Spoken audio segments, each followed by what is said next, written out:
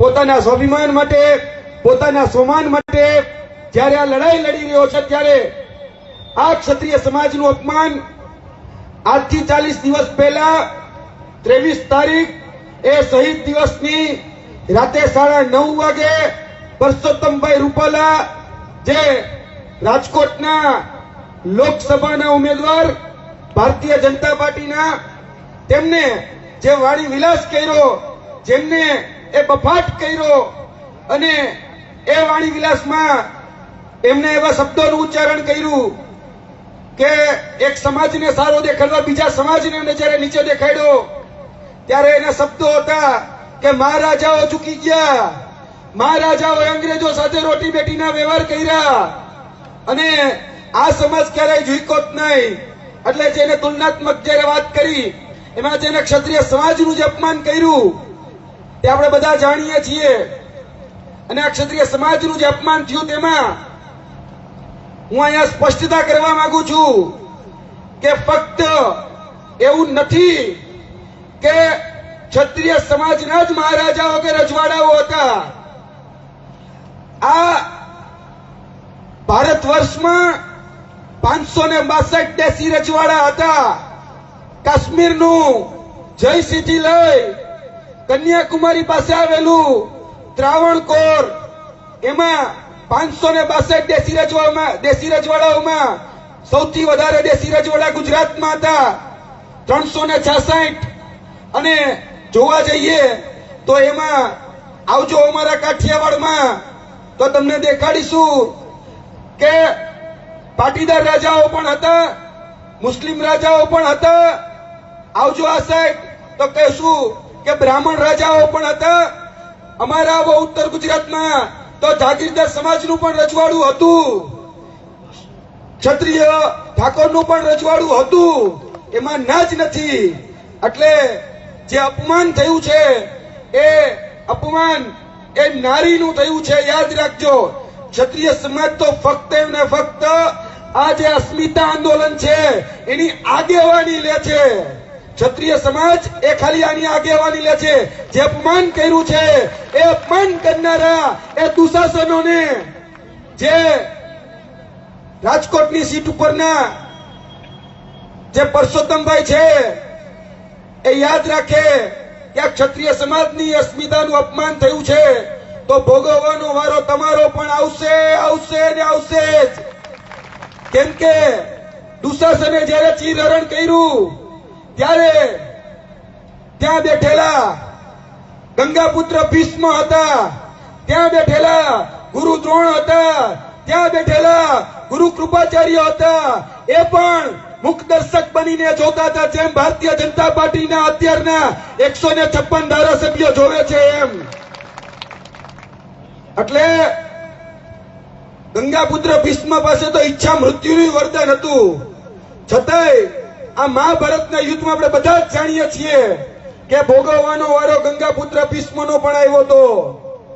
ભૂલ એ દુશાસનની હતી, ભૂલ એ દુર્યોધનની હતી, પણ ભોગવવાનો વારો આખા કૌરવ પક્ષનો આવ્યો તો. યાદ રાખે આ સરકાર. એટલે ભારતીય જનતા પાર્ટીને કહીએ છીએ કે તમારા દુશાસને જે અપમાન કર્યું છે એનો ભોગવવાનો વારો પૂરેપૂરી ભારતીય જનતા પાર્ટીનો આવશે, આવશે ને આવશે. જબરજસ્ત તાળીઓ વાળો.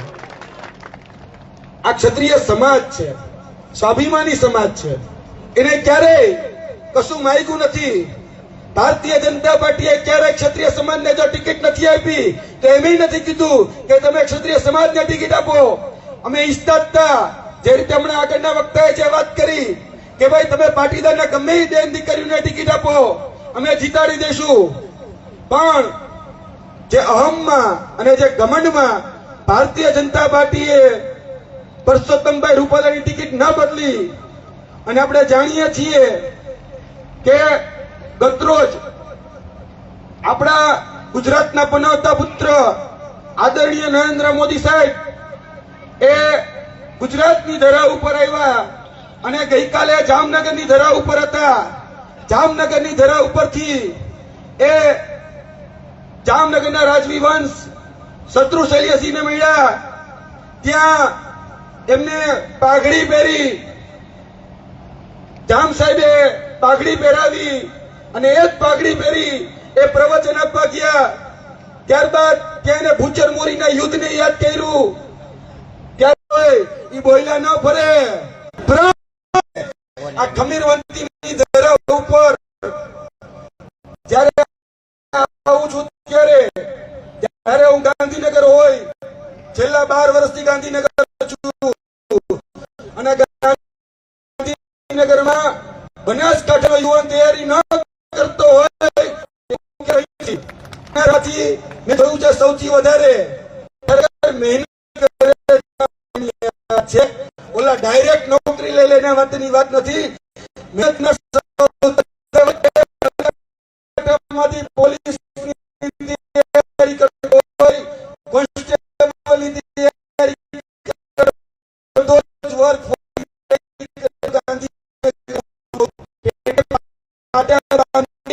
મારી દીકરા દીકરીને આંદોલન છે કહું છું કે સમાજે અપમાન થયું છે, એનો બદલો લેવો છે. બોલો લે બદલાવથી લેવાનો તૈયાર. આ બદલો તૈયાર.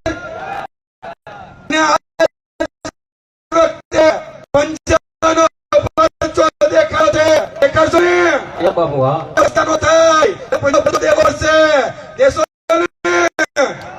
પાકું. જોજો સુરા બોલી ના આપણે વાત યાદ રાખી છે કે આગળ ક્ષત્રિય સમાજનું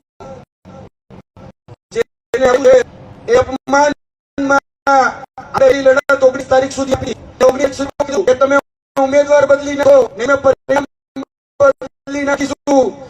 એ લોકો ઉમેદવાર નથી બદલો એટલે આપણે હવે પરિણામ છે. અને આપણા પાટણના રૂપાલા છે, ઘરે બેહાડવા છે. પાટણના રૂપાલા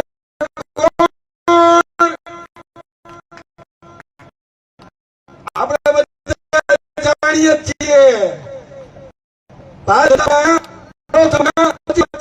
આપણા માટે હવે રૂપાલા છે. એટલે પાટણના રૂપાલાને હરાવવા છે. પાટણ બેનરો સિવાય મેં તો ક્યારે જોયા જ નથી. બેનરો ક્યાંક ને ક્યાંક ફોટા જોઈ લઉં છું, ગ્રાઉન્ડ ઉપર તો કોઈ દિવસ જોવા આવ્યા જ નથી. પણ પાટણના રૂપાલા યાદ રાખજો શબ્દ.